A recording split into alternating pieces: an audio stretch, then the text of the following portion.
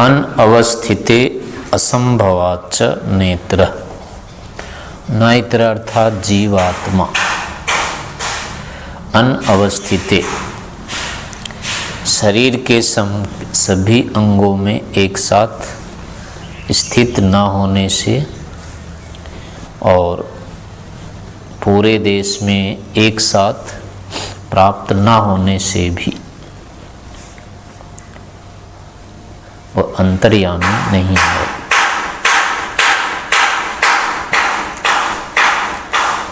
इतरा अर्थात शरीर के सभी अंगों में एक साथ न होने से, स्थित न हो पाने से और एक देशी होने से पूरे शरीर में भी व्यापक न हो पाने से और पूरे शरीर और पृथ्वी आदि में भी व्यापक एक साथ न हो पाने से अंतर्यामी नहीं है।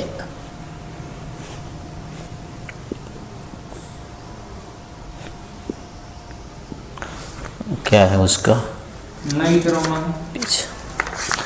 इतरा मतलब जो इतर है, ब्रह्म से जो भिन्न है जीव, वो अंतस्थ वो नहीं हो। अंतर शब्द का जो है ना ब्रह्मवाच, वो ब्रह्म नहीं हो सकता है। न इतरा माने जीवात्मा ब्रह्म नहीं हो सकता है। शरीर के सभी अंगों में एक साथ विद्यमान न होने से, अंतर्यामी न होने से और अंतर पीछे आ जाए, अंतरा एक साथ हाँ सभी अंगों में नहीं हो सकता है स्थित, और एक देशी होने से बाहर भी नहीं हो सकता। इसलिए वो अंतर जो कहा है ना, पृथ्वी आदि अंतरो, वो एक ही साथ सब में कहा है ना, इसमें रहता हुआ उससे बाहर भी होता है।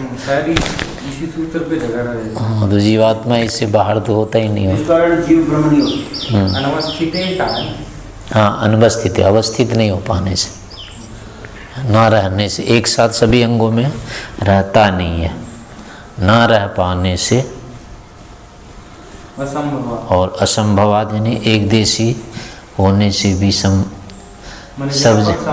संभव ना होने से। हाँ, एक देशी होने के कारण शरीर आदि से बाहर भी संभव ना हो पाने से वो अंतर शब्द का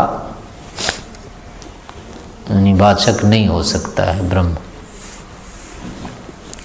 क्योंकि अंतर शब्द से जो वाच्य है वो अंदर बाहर एक साथ ही रहने वाला पदार्थ है, और ये वैसा है नहीं। तो ब्रह्मणो भिन्नो जीव इतरा। इतर का मतलब हुआ ब्रह्म से जो भिन्न जीव है वो पूर्वोक्तेषु भिन्न भिन्न शरीरांगेषु, पूर्वोक्त शरीर के भिन्न भिन्न अंगों में, हृदय में, चक्षु में आदि जो कहा था, उन अंगों में अंतर्दृष्टिया लक्षितः, अंतर्दृष्टि से लक्षित न भवितुम अर्हति, ज्ञात नहीं हो सकता है। वो एक साथ नहीं सिद्ध होगा। यहाँ भी ज्ञात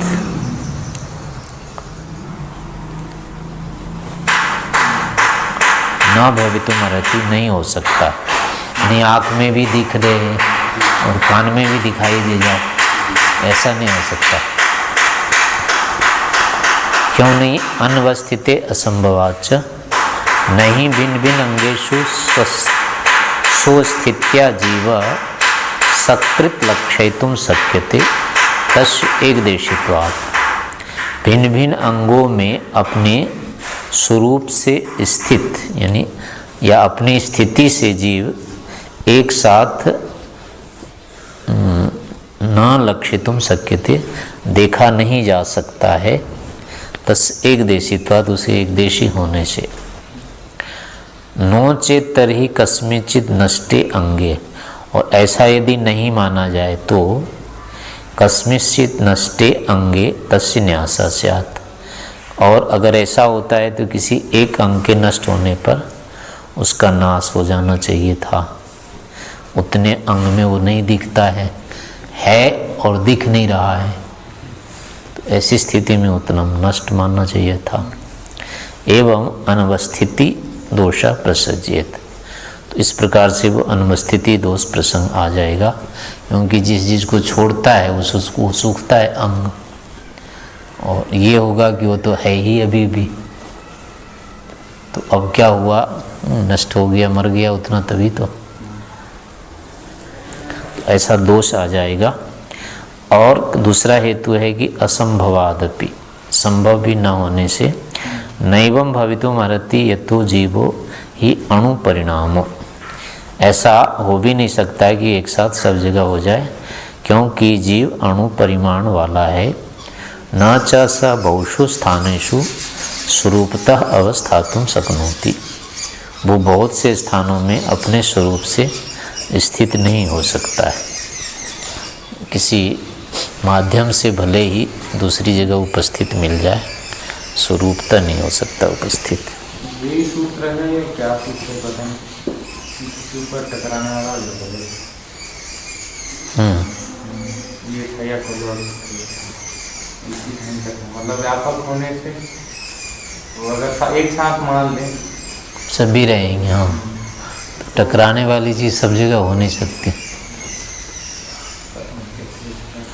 हाँ, कोई भी होगा, अगर व्यापक है तो सभी जगह एक ही चीज़ कैसे हो सकती है जो टक्कर लेती है। दो परमात्मा भी अगर टकराने वाली चीज़ होती तो दोनों के स्थान अलग अलग होने थे, फिर एक देश में तो हो नहीं सकते थे। तो ऐसे जीवात्मा को उस पक्ष में होगा जो व्यापक माने, टक्कर वाले में फिर दोष आएगा। तो ऐसा सिद्धांत तो है। इसका कैसे बनेगा कि जीवात्मा जो है मतलब व्यापक यदि मानो, हाँ, जीवात्मा को यदि व्यापक माने और स्पर्श वाला भी माने, तो क्या होगा कि हर जगह यानी एक ही स्थान में अब कई जीवात्माएं नहीं आ पाएंगी, क्योंकि आपस में टक्कर हो जाएगी सबके। यही सूत्र था या और कोई आएगा पता नहीं, ये तो नहीं लग रहा है, इसमें तो ऐसा कुछ नहीं है। वो दूसरे भाष्यकार लोग ऊपर में भूमिका बनाए हैं इसके। अच्छा, ये हो सकता है, इसमें तो कह ही नहीं रहा है ना, सब जगह हो ही नहीं सकता। या इससे ये भी निकल सकता है कि क्यों नहीं हो सकता है वो, तो टक्कर वाले के कारण से दे तो सीधे दे दिया ना, एक देशी होने के कारण से सब जगह नहीं हो सकता। आगे होगा क्या तो, यदि एवं अंतरः परमात्मा उच्यते, तो इस स्थिति में यदि अंतः शब्द परमात्मा का वाचक है या अंतर शब्द से परमात्मा कहा जाता है, तो कथम तरहि स ते आत्मा अंतर्यामी अमृता इति वर्ण्यते, तो वो आत्मा तेरा अंतर्यामी है ऐसा वर्णन कैसे किया जाता है। अर्थात यह प्राणे तिष्ठन प्राणात अंतरो यम प्राणो न वेद, जो प्राण में रहता हुआ प्राण से भिन्न है, प्राण जिसको नहीं जानता है। यस्य प्राण शरीरम, वो प्राण जिसका शरीर है, यह प्राणम अंतरो यमयवेति, और जो अंदर रहता हुआ प्राण पर नियमन करता है। ऐसा ते आत्मा, यह आत्मा तेरी अंतर्यामी, ऐसा ते अंतर्यामी अमृता, ये अमृत अंतर्यामी ते आत्मा, तुम्हारी आत्मा है, यानी तुम्हारे अंदर है। इत्या ऐसा अंतर्यामी अमृता ते आत्मा, ये अंतर अमृत अविनाशी अंतर्यामी जो है वो तेरी आत्मा यानी तेरे अंदर है ये। इत्यादि भिन्न भिन्न अंगेषु अंतर्यामी उच्यते, इस प्रकार भिन्न भिन्न अंगों में अंतर्यामी कहा जाता है। अनेन तो जीवा शारीरो लक्ष्यते, इससे तो शारीर जीव ही लक्षित हो जाता है अंतर शब्द से।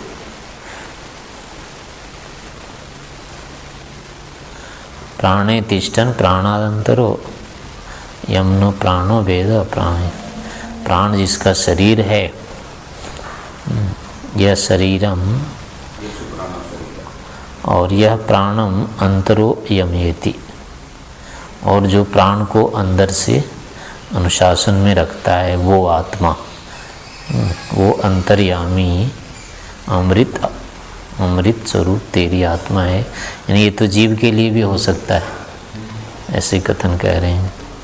अत्र प्रतिविधीयते, तो यहाँ इसका खंडन किया जाता है कि नहीं, अंतर्यामी अधिदैवादिषु तद्धर्म व्यपदेशात्, अंतर्यामी ब्रह्म इसका वाचक है। अच्छा जी, इसमें ये प्राणांतरो और प्राणम अंतरो, इसमें जो अंतर शब्द है, हाँ, दोनों को तो वही अर्थ है ना यहाँ पे?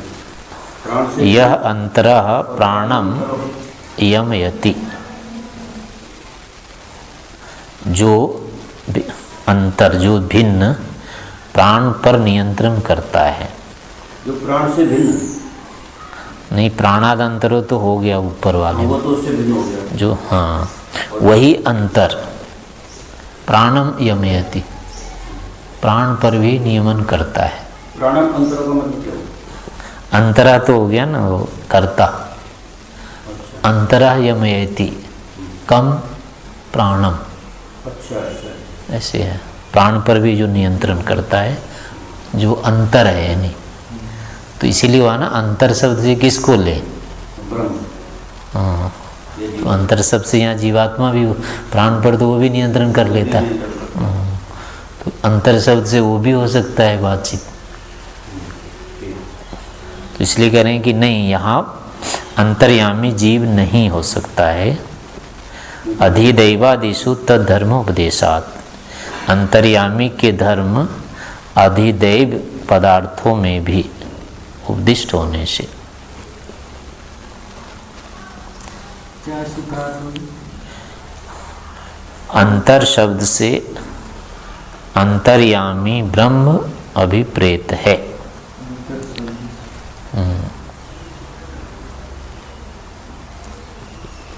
या यहाँ अंतर्यामी ब्रह्म अभिप्रेत है। आदिदैवादिषु, आदिदेव पृथ्वी आदि आदिदेव पदार्थों में उसी ब्रह्म के धर्म का उपदेशात, उपदेश व्यपदेश का कथन होने से, आदि दैव, देव पदार्थों में उस ब्रह्म के ही धर्म का उपदेश होने से,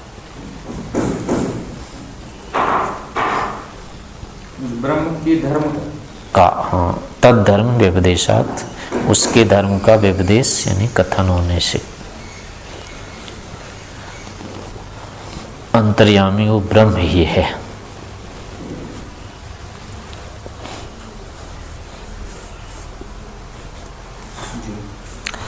अंतर्यामी, यह एषो अंतर्यामी तत्रुच्यते, वहाँ यह जो अंतर्यामी कहा जाता है, न केवलम शरीरांगेषु एव, केवल शरीर के अंगों में ही नहीं कहा जाता है। येन शारीरो जीवो लक्ष्येत, जिससे शारीरिक जीव का लक्षण ग्रहण हो जाए। नैव केवलम पृथ्वी आदिषु देवेषु पदार्थेषु, ना ही केवल पृथ्वी आदि देव पदार्थों में वो कहा जाता है, जिससे कि प्रधानम प्रकृत्याख्यम अव्यक्तम उत्प्रेक्षेत, जिससे कि प्रधान यानी प्रकृति नामक अव्यक्त का यहाँ ग्रहण हो जाए। किंतु आधिदैवादिषु देवानाम पृथ्वी आदि नाम गणो दैव, पृथ्वी आदि का जो समूह है उसको कहेंगे देव, और वो आदि ये शाम, वो देव है आदि में जिसके, यानी अनेक पृथ्वी समूह, पृथ्वी आदि अनेक समुदाय, आदि के सामने दैवादय, यानी देव है आदि में जिसके, पृथ्वी आदि समुदाय है जिसके आदि में, सौर मंडल कह लो, पृथ्वी आदि समुदाय, गण, गण मतलब समुदाय, गण माने समुदाय, हाँ, और दैव आदि, वो उसका नाम है पृथ्वी आदि देव का समुदाय। ये हो गया देवगण, और ये देवगण है आदि में जिसके, आदि में जिसके उसको कहेंगे दैव आदय। यानी पृथ्वी आदि समुदाय जिसके आदि में है, पृथ्वी आदि समूह जिसके आदि में है, यानी अनेक पृथ्वियों का, नक्षत्रों का समुदाय, उसको आदि देव कहेंगे। तो उन आदि देवों में, आदि देवादि में प्रधानम उत्प्रेक्षित, जिससे कि प्रकृति नामक प्रधान की का ग्रहण कर लिया जाए। किंतु देवा नाम पृथ्वी आदि नाम गणो देव, देवों का अर्थात पृथ्वी आदि का जो गण समूह है, देव है, वो देव सह माने वह देव आदि येषाम, वह देव आदि में है जिनके, वे दैव आदि पदार्थ तान अधिकृत्य वर्तन्ते, उसको अधिकार करके कहते हैं, वर्तमान रहते हैं। ये ते अधिदैवादय, यानी उस दैविक पदार्थों को अधिकृत करके जो वर्तमान रहता है उसको कहेंगे आधिदैवादय।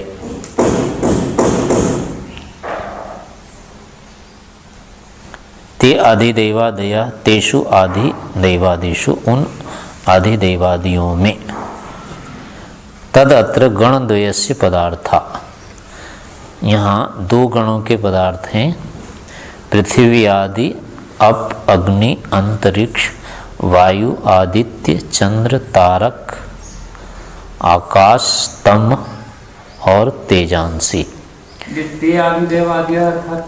ये व्युत्पत्ति है सारा अधिदेवादि का शब्द का। यहाँ से व्युत्पत्ति है कि पहले यहाँ करते हैं देवा नाम अर्थात पृथ्वी आदि नाम, देव कहते हैं पृथ्वी आदि को, उनका जो गण है उसको कहेंगे दैव। देवा नाम अर्थात पृथ्वी आदि नाम गणों दैव, और स आदिर येषाम ते दैवादय, पृथ्वी आदि का गण है आदि में जिसके, उसका नाम है दैवादय। तान अधिकृत्य, उनको अधिकार में करके, उन दैवादियों को अधिकार में करके जो वर्तते, जो वर्तमान होता है, ते अधिदैवादय, वे आधिदैवादि हैं, और उनमें, उन आधिदैवादिषु, उन आधिदैव पदार्थों में, ने पृथ्वी आदि के साथ जो भी पदार्थ हैं वर्तमान हैं, उन सब पदार्थों में आधिदैवादिषु। तो अब ये कह रहे हैं कि वो गण जो कहें ना, पृथ्वी आदि नाम जो गण है, वो गण कौन कौन से हैं? तो दो तरह के हैं। एक में तो है पृथ्वी, जल, अग्नि, अंतरिक्ष, वायु, आदित्य यानी सूर्य, दिशा, चंद्रमा, तारे, आकाश, अंधकार और तेज प्रकाश। ये तो हैं संति आदिदैविका, ये आदिदैविक पदार्थ हैं। अथच और प्राण, वाक, चक्षु, श्रोत्र, मन, त्वक और विज्ञान, बुद्धि, ये सब क्या है? तो आध्यात्मिका, ये आध्यात्मिक देव हैं।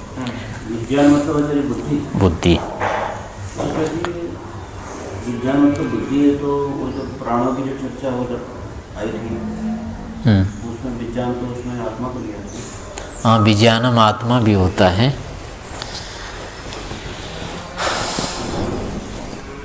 ये विज्ञानानि, आत्मा भी ले सकते हैं, ऐसे बुद्धि भी ले सकते हैं। अथच प्राण हो गया, वाणी होगी, चक्षु हो गया, श्रोत्र हो गया, मन हो गया, फिर इसके बाद त्वक आ गया ऊपर, फिर विज्ञान, बुद्धि, आत्मा कह लो, ये सब आध्यात्मिक पदार्थ हैं। तेषु उभयेषु, उन दोनों में ही, सो अंतर्यामी उच्यते, वह अंतर्यामी कहा जाता है। इसलिए न स जीवो नैव च अव्यक्तम अत्र भवितुम अर्हति, इसलिए ना तो ये जीव हो सकता है, ना ही वो अव्यक्त प्रकृति हो सकती है, कि इन सभी में तो नहीं हो सकती वो। किंतु परमात्मा एव केवलम अभिप्रियते, इसलिए केवल परमात्मा ही यहाँ अभिप्रेत होता है। क्यों? तद्धर्म व्यपदेशात तस् परमात्मनो धर्म अभिधानात्, उस परमात्मा के ही धर्म का कथन होने से। अस्ति सर्वेषां पृथिव्यादीनां यम इत्रित्वं परमात्म धर्म, सभी पृथ्वी आदि का नियमन में रखने वाला जो धर्म है वो परमात्मा का ही है और किसी का नहीं है, वो किसी में नहीं है ऐसा धर्म। इसलिए अंतर्यामी वही होगा, जीव नहीं होगा। यम इत्रित्वम मतलब यम इत्रित्वम नियमनत्व, नियम में रखने वाला, अधिकार, नियम में रखने वाला, नियम में रखना। यम इत्रित्व, यम इत्रित्वम, या उसको नियमयित्रित्वम कहेंगे, नियम में रखने वाला, अनुशासन में रखने वाला।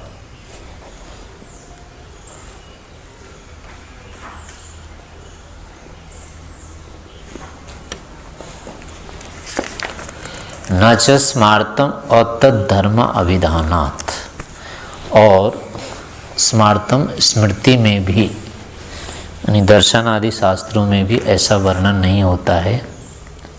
तद्धर्म अभिधानात्, उसके धर्म का वहाँ कथन हो, ब्रह्म के ही धर्म का वहाँ कथन होने से। स्मृति अर्थात दर्शन आदि शास्त्रों में भी क्या नहीं होता? अंतर्यामी रूप से जीव का कथन नहीं है कहीं।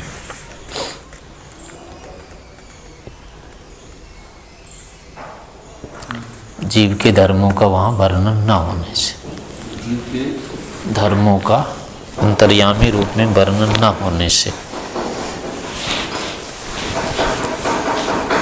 कहीं पर भी मतलब किसी रूप से जीव के धर्मों का वर्णन न होना ना होने से, हाँ, कहीं पर इसको नहीं कहा है कि वो नियमन करता है सबका। ब्रह्म के विषय में ही सब जगह वर्णन आता है। नैव कदाचित उपादानत्वेन अंतर्भूतम स्मृति प्रतिपादितम यद्वा स्मृत्या मनसि समवायित्वेन लक्षितम प्रकृत्याख्यम अव्यक्तम अंतर्यामी इति वक्तुम शक्यते। दो अर्थ इन्होंने कर दिया है। नैव कदाचित, कभी भी, उपादान रूप में अंतर्भूत यानी अंदर रहने वाला, स्मृति प्रतिपादितम, स्मृति से प्रतिपादित होता है। कभी भी उपादान रूप में रहने वाला जो आंतरिक पदार्थ है वो स्मृतियों में प्रतिपादित नहीं होता है। अथवा स्मृतियाँ अर्थात मन में समवायी रूप से लक्षित, मन का उपादान कारण या समवायी कारण रूप में ज्ञात। स्मृति का अर्थ क्या है? पहले वाले में स्मृति का- पहले में तो हो गया प्रतिपादित शास्त्र, हो गया स्मृति शास्त्र, जो ऋषिकृत शास्त्र हैं उसमें ऐसा कहीं उपादान रूप में अंतर्भूत पदार्थ यमयता के रूप में नहीं है प्रतिपादित। और दूसरा करते हैं अथवा स्मृति के द्वारा भी मन में समवायी रूप से लक्षित, यानी मन का जो उपादान कारण है समवायी कारण है, जो प्रकृत्याख्यम अव्यक्तम, प्रकृति नामक अव्यक्त अंतर्यामी है ऐसा कहा जा सकता है। मन में जो अव्यक्त रूप में है प्रकृति, वो भी अंतर्यामी हो ऐसा भी नहीं कहा जा सकता है स्मृति के द्वारा। यद्यपि समस्तस्य आधिदैविकस्य पूर्वोक्त उपादानत्वेन अर्थात यही होगा, उपादान रूप में, हाँ, अर्थात प्रकृति रूप। नैव कदाचित उपादानत्वेन अंतर्भूतम स्मृति प्रतिपादितम, स्मृतियों में प्रतिपादित उपादान के रूप में अंतर्भूत कोई भी पदार्थ कभी भी नियंता के रूप में वर्णित नहीं है। अथवा स्मृति के द्वारा नैव अंतर्यामी वक्तुम शक्यते, अंतर्यामी नहीं कही जा सकती है। कौन? संवायित्वेन लक्षितम प्रकृत्याख्यम अव्यक्तम। मन में संवायिक रूप में ज्ञात प्रकृति नामक अव्यक्त पदार्थ नैव अंतर्यामी वक्तुम शक्यते, ये भी अंतर्यामी नहीं कहा जा सकता है। यद्यपि जबकि समस्तस्य आदिदैविकस्य समस्त आदिदैविक पदार्थों का यानी पूर्वोक्त वस्तु समुदायस्य उपादान कारणवत्वात्,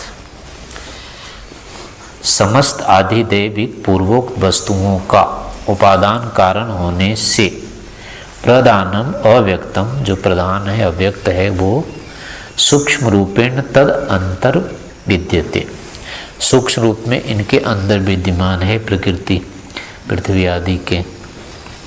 क्योंकि कहा है उक्तम ही तस्य सूक्ष्मत्वम स्मृतो, स्मृति में उसकी सूक्ष्मता को कहा है। क्या कहा है?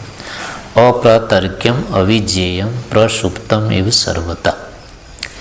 अप्रतर्क्य मतलब तर्क से भी नहीं जानने योग्य, न अनुमान करने योग्य,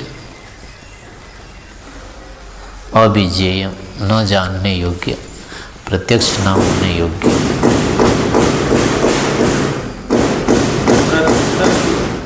अनुमान से या प्रत्यक्ष से न जानने योग्य। ये प्रत्यक्ष का हाँ, तर्क से, तर्क मतलब ये अनुमान। सीधे सीधे उसका नहीं कुछ कर सकते ना, न प्रत्यक्ष कर सकते न अनुमान। तो शब्द से होता है अनुमान उसका। हाँ, और सोए हुए सर्वथा सर्वत्र सोए हुए के समान, यानी अचेतन के समान, चेतना रहित के समान, प्रसुप्तम इव सोए हुए के समान। तो ये प्रकृति के लिए ऐसा कहा गया है, इसका ऐसा स्वरूप होता है। अप्रतर्क होता है, यानी संसार अगर नहीं रहे तो उसके बारे में कोई तर्क नहीं कर सकते, ना उसको अनुमान से जान सकते हैं कुछ है। तम आसी तमसा जिसको कहा है, इसलिए उसका कहा वो अप्रतर्क है, तर्क से भी जानने योग्य नहीं है और सब ओर सोए जैसे रहती है। किंतु तद अंतर्भवदपि, किंतु इन पदार्थों के अंदर होते हुए भी प्रकृति के न अंतर्यामी पदवाच्यम भवितुमर्हति, अंतर्यामी पद का वाचक वो नहीं हो सकते। तत् अंतर्भवत अपि, इन सब के अंदर पृथ्वी आदि जो दैवगण है, मन है, इन सब के अंतर्गत होता हुआ भी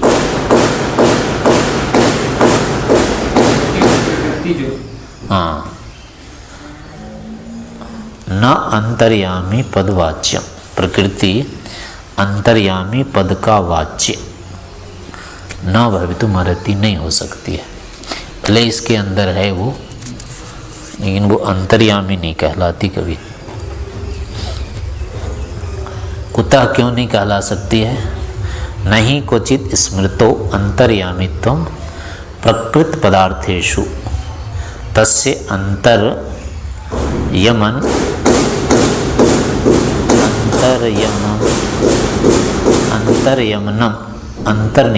कार्यम उक्तम। नहीं क्वचित स्मृतो, कहीं भी स्मृति में उसका अंतर्यामित्व अर्थात प्रकृत पदार्थों में,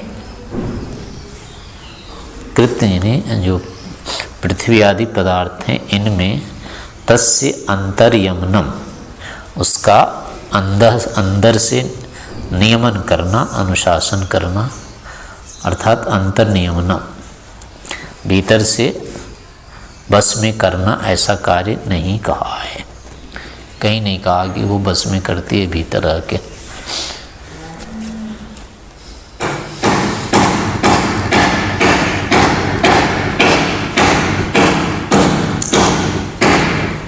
शारीरश्चोभये अपि ही भेदेन एनम अधीयते।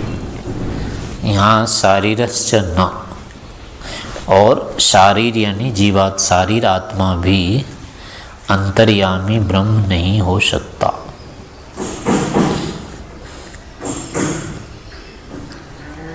क्योंकि उभये अपि, दोनों शाखा वाले भी, दोनों ही शाखाओं वाले, दोनों ही शाखाओं वाले। कौन सी शाखा? एक शाखा इसकी है, इसका नाम माध्यान्दिन शाखा है। तो और एक काण्व शाखा है। दोनों शाखा वाले भेदेन एनम अधीयते। यजुर्वेद की शाखा है। दोनों ही शाखा, दोनों ही शाखाओं, शाखा वाले शाखा वाले ब्रह्म को भिन्न भिन्न नामों से पढ़ते हैं।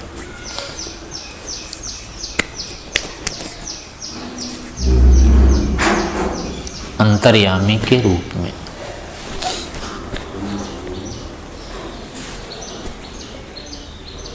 दोनों ही शाखाओं वाले भिन्न भिन्न शब्दों से अंतर्यामी रूप में ब्रह्म को पढ़ते हैं या जानते हैं। भेदेन एनम अधीयते, भिन्न भिन्न रूप से पढ़ते हैं। शारीरा चेति चकारात न इति अनुवर्तते। शारीरा च पड़ा हुआ है इसमें सूत्र में, तो कह रहे हैं इस चकार से न की अनुवृत्ति आ रही ऊपर से।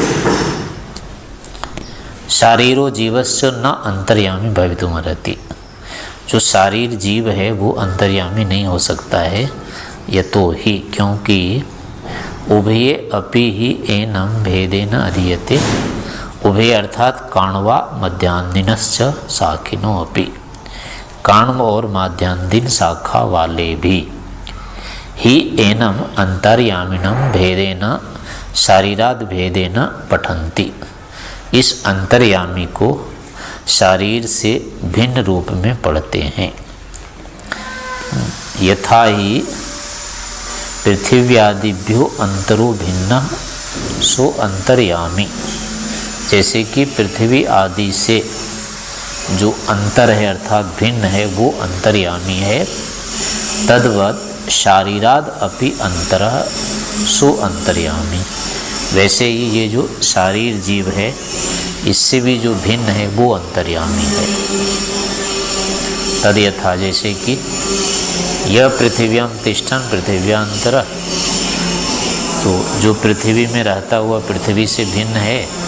इतिवत ऐसा ही पढ़ा यो विज्ञाने तिष्ठन् विज्ञानात् अंतरः, जो आत्मा में रहता हुआ आत्मा से भिन्न है।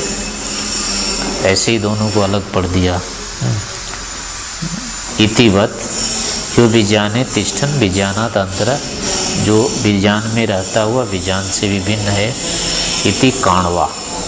ये तो अच्छा जी, इसमें ये जो पाठ है वो है यो विज्ञाने तिष्ठन् विज्ञानात् अंतरः। आगे उसमें ये भी तो है ना, यो आत्मनि तिष्ठत्।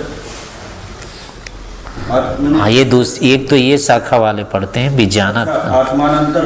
हाँ, वो दूसरी शाखा वाले पढ़ते हैं। दूसरी शाखा वाले विज्ञान के नाम से पढ़ते हैं। हाँ, यानी यहाँ विज्ञान शब्द और आत्मा शब्द एक ही है।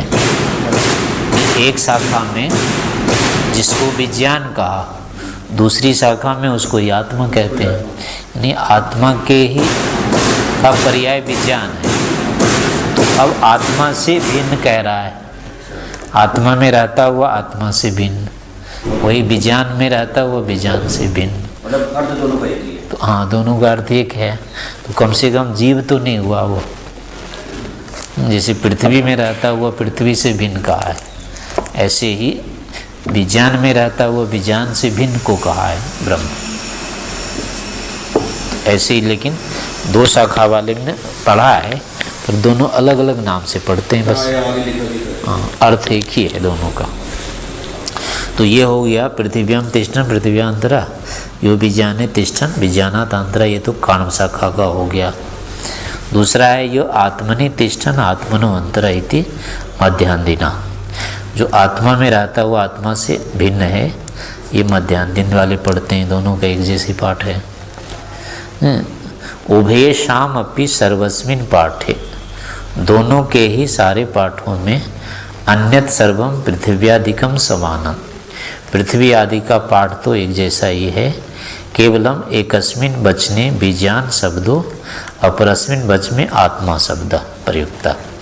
अंतर केवल इतना है कि एक के वचन में तो विज्ञान शब्द है और दूसरे वाले में आत्मा शब्द है, शेष पूरे वाक्य एक जैसे दोनों के हैं। तद इत्थम करणम, तो ऐसा करना विज्ञान आत्म शब्दयो पर्यायत्वम दर्शयति, यहाँ ऐसा करना विज्ञान और आत्मा शब्द के पर्याय को दिखाता है। ये दोनों एकार्थवाची हैं। अन्यत्र भी ऐसा समाचारों बहुत्र उपलभ्यते, अन्यत्र भी यह व्यवहार बहुत सारा उपलब्ध होता है। जैसे कि इस रूप में एक ही अर्थ को भिन्न भिन्न नामों से बताना, ये जो व्यवहार है अनेकत्र अनेक मिलते हैं इससे। जैसे कहा यहाँ पर पढ़ा कि पादो अस्य विश्वाभूतानि, तो क्वचित शाखायाम पढ़ा पादो अस्य सर्वाभूतानि, तो विश्व शब्द के स्थान में सर्व पढ़ दिया। तो अत्र सूत्रे एनम शारीरम इति यद व्याख्यातम, तो इस सूत्र में इस शरीर को ये जो व्याख्यान किया, शांकर भाष्ये तत्खलु अप्रासंगिकम सूत्र शैल्या विपरीतम, ये जो व्याख्यान किया है शांकर भाष्य में वो अप्रासंगिक और सूत्र शैली के विरुद्ध किया है। अत्र सूत्रे एनम शरीरम इति यद व्याख्यातम शांकर भाष्य, यहाँ तक वाक्य लो। यानी सूत्र में जो है ना शारीर शब्द, उसकी व्याख्या उन्होंने की है एनम शारीरम। हाँ, एनम शारीरम करेंगे तो फिर क्या बनेगा? इस शरीर को। नहीं, मतलब पूरा क्या बनेगा? इस शारीर को भिन्न भिन्न शाखा वाले, यानी दोनों शाखा वाले भिन्न भिन्न नामों से पढ़ते हैं। अच्छा, फिर ऐसा बन जाएगा? ऐसा हो जाएगा। शुरुआत तो जीव पर हो जाएगा। हाँ, जीव पर हो जाएगा। तो यद व्याख्यातम शांकर भाष्य तत्खलु अप्रासंगिकम सूत्र शैल्या विपरीतम, वो अप्रासंगिक है और सूत्र शैली के विरुद्ध भी है। शारीरश्चोभये इत्यत्र कथने, शारीरश्चोभये सूत्र में पढ़ा ऐसा, तो करेंगे इस कथन में शारीर शब्देन शारीरो न चरितार्थक, शारीर शब्द से शारीर यहाँ चरितार्थक नहीं है, यानी जीव इसका अर्थ नहीं लिया जा सकता है। किंतु प्रस्तूयते अंतर्यामी, किंतु यहाँ अंतर्यामी प्रस्तुत किया जाता है, यानी शारीर शब्द से यहाँ अंतर्यामी कहा गया है। तदर्थ एव, उसी के लिए ही एनम शब्द, यहाँ एनम शब्द उसी के लिए है।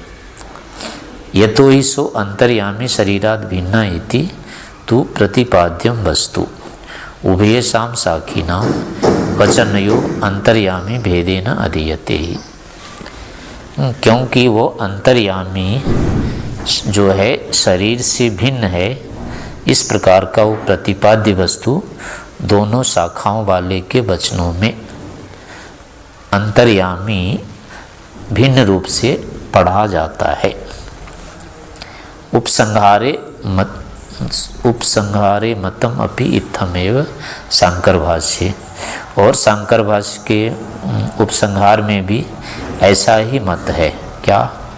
तस्मात् शारीराद अन्य ईश्वरो अंतर्यामी, इस कारण से शारीर से भिन्न ईश्वर अंतर्यामी है। यहाँ तो शारीर से भिन्न उपसंहार किया वहाँ भी उसने, तो मतलब जो भाष्य में तो वैसा किया। हाँ, उपसंहार ऐसा कर दिया। उपसंहार, हाँ, यानी उपसंहार में एक तरह से जीव परक कर दिया शारीर शब्द को, और व्याख्या में शारीर शब्द को ब्रह्म परक कर दिया है। अतः शंकर भाष्य एनम शारीरम इति व्याख्यानम अयुक्तम है, इसलिए शारीरम एनम शरीरम वाली जो व्याख्या है वो अनुचित है शंकर भाष्य।